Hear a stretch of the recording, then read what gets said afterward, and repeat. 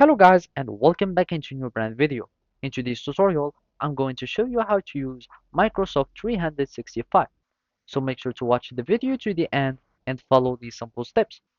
So basically, you will be needing just to go to your either your cloud or the website, or you can use it from your computer.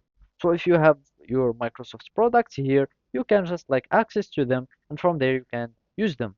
Otherwise, if you are using the Microsoft from the website or the web browser, you that's mean that you are on the cloud and you can use any products from here. So as you can see, if we click here, you will find like all your Microsoft eligible apps, and you can click on more apps so you can find all the apps that you are able to use.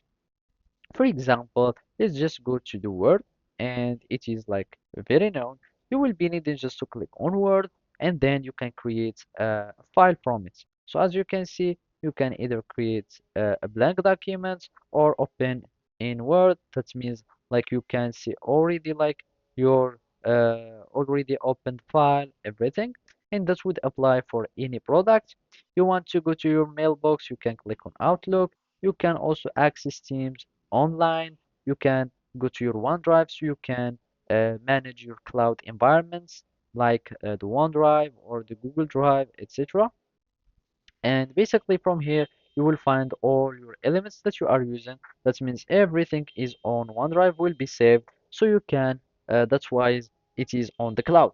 So basically, all the files that you are creating or everything that you create is saved here in the cloud and synchronized within OneDrive.